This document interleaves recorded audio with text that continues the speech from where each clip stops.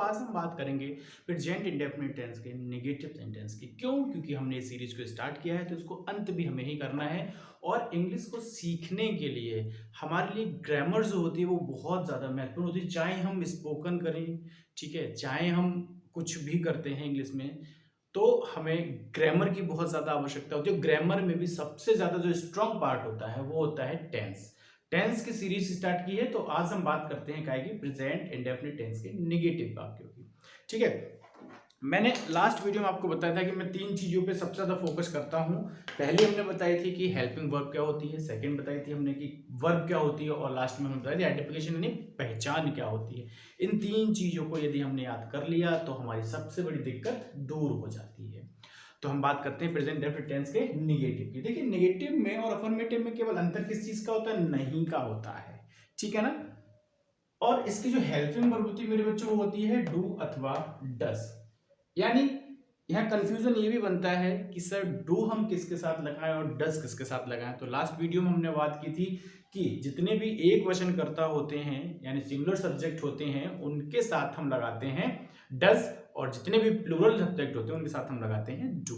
ठीक है, तो हम इसके स्ट्रक्चर को सबसे पहले देखते हैं। तो स्ट्रक्चर में सबसे पहले हमारा आ जाता है बेटा सब्जेक्ट, इसके जस्ट बाद हमारा आ जाता है डस या फिर डू, उसके बाद नॉट। देखिए, एक बहुत बड़ी बात यह है कि नेगेटिव सेंटेंस में यदि नॉट आता है तो उसकी पोजीशन हमेशा ही थर्ड होती है। आपको ये ध्यान रखना है। हमारी वाइएच फैमिली में अगर हम फर्स्ट वाले यस नो टाइप को देखें तो उसमें भी नॉट की पोजीशन हमेशा ही थर्ड होती है। तो आपको ध्यान रखना है कि कोई भी सेंटेंस हो दुनिया का तो हमेशा ही उसमें नॉट की पोजीशन थर्ड होती है। हमें आगे पीछे कुछ नहीं देखना है, यदि नॉट का यूज करना है थर्ड पोजीशन पे हमें उसका यूज कर देना है। दूसरी बात कि नॉट हमारा किसी भी हेल्पिंग वर्ब के विदाउट नहीं आता है, मतलब उसके साथ में एक हेल्पिंग वर्ब बहुत जरूरी होती है। उसका चार्ट मैं आपको दे दूंगा, ठीक है, तो चार्ट को भी आप अच्छे से ध्यान रखें। ठीक है, तो हमने क्या लिया? सब्जेक्ट लिया, डस डू लिया, प्लस नॉट, और प्लस यहां पर हमारी वर्ब आती है। और बेटा वर्ब हमेशा कौन सी आती है? वर्ब की फर्स्ट फॉर्म आ जाती है, यानी बेस फॉर्म भी हम जिसको बोलते हैं।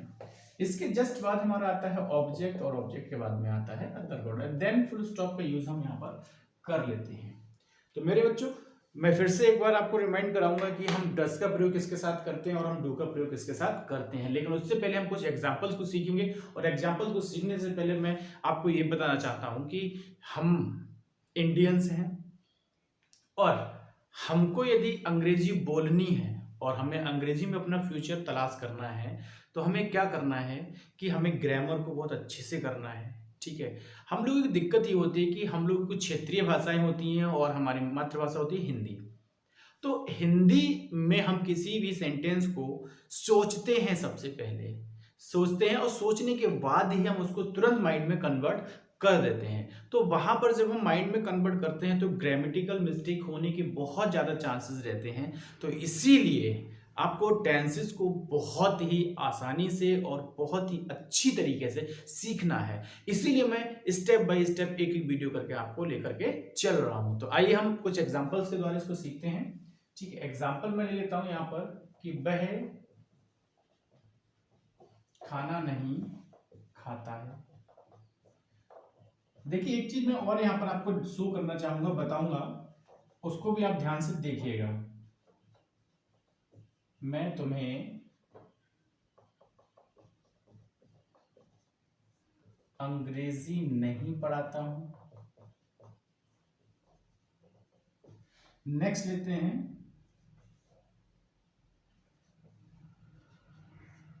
बच्चा नहीं रोता है। एंड देन लास्ट सेंटेंस हम इसका ले सकते हैं कि तुम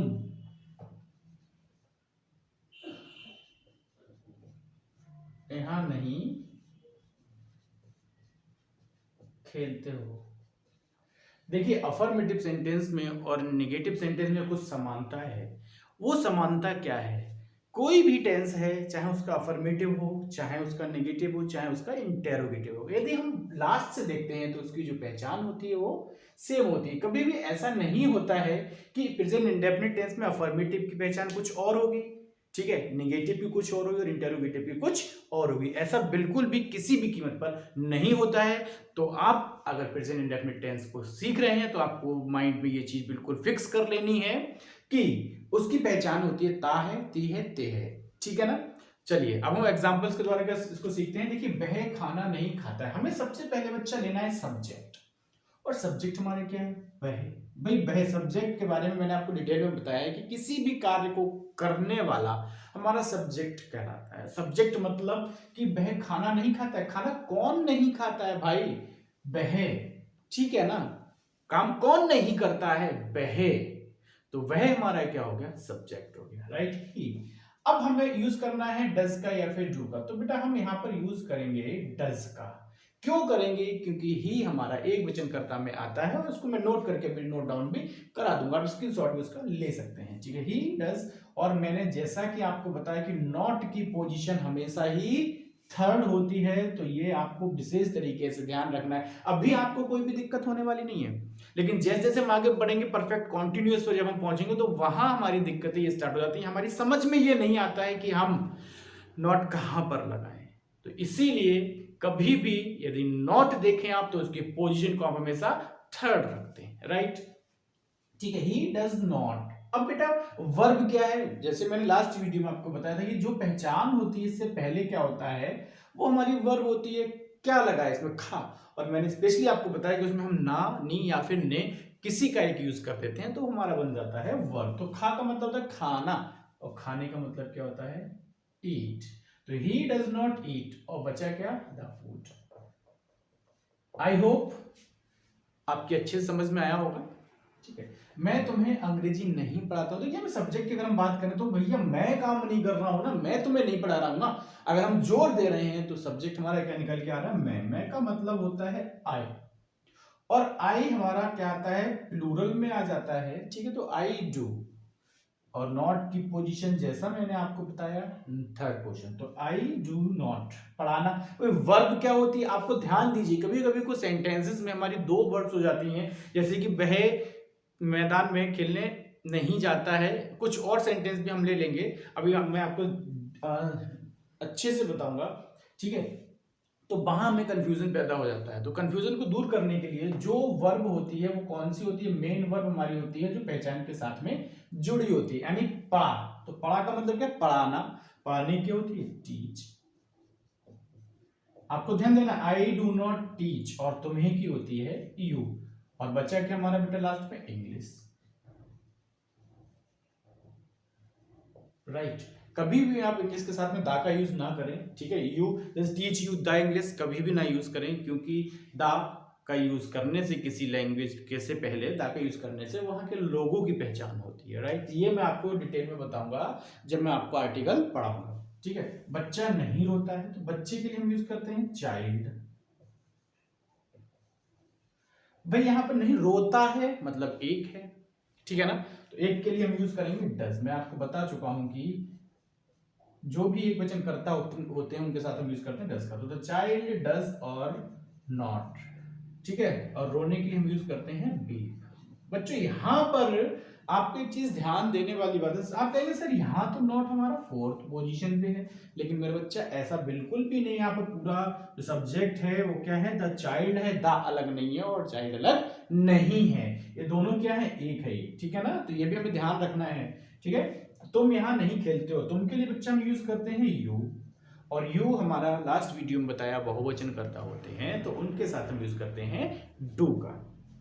तो यू डू नॉट, और खेलना यानी खेलता, उससे पहले खेलना यानी play, you do not play here, ठीक है। तो हमने बात की अभी प्रेजेंट इंडेफिनिट टेंस के नेगेटिव सेंटेंस की।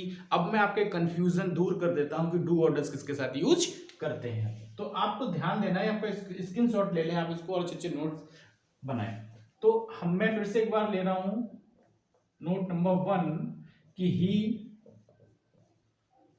शी, इट, कोई नाम व अन्य एक वचन कर्ताओं के साथ हम बेटा किसके यूज करेंगे, डज का प्रयोग करते हैं। आपको ध्यान देना है। और इसी तरीके से नोट नंबर 2 डालें हम अगर, तो आई हो गया, वी हो गया, यू, दे, और इसके साथ कुछ और भी होते हैं। अन्य का मतलब बहुत सारे ऐसे सब्जेक्ट होते हैं जो हमारे प्लूरल में आते हैं जिनको हम गिन सकते हैं। तो अन्य बहुवचन, ठीक है ना, अन्य बहुवचन कर्ताओं के साथ हम यूज करते हैं काय का, डू का प्रयोग करते हैं। राइट बेटा, तो आप इसका स्क्रीनशॉट ले सकते हैं, अच्छे अच्छे नोट्स बना सकते हैं और यहां से आपका कंफ्यूजन दूर हो जाएगा। ठीक है, तो आशा करते हैं आपके पूरा कॉन्सेप्ट आपके समझ में आया होगा। तो यदि आपको वीडियो अच्छा लगा है तो उसको लाइक जरूर करें, शेयर करें अपने दोस्तों में और कमेंट करके हमें जरूर बताएं। तो मिलते हैं अगली वीडियो में, तब तक के लिए जय हिंद, जय भारत।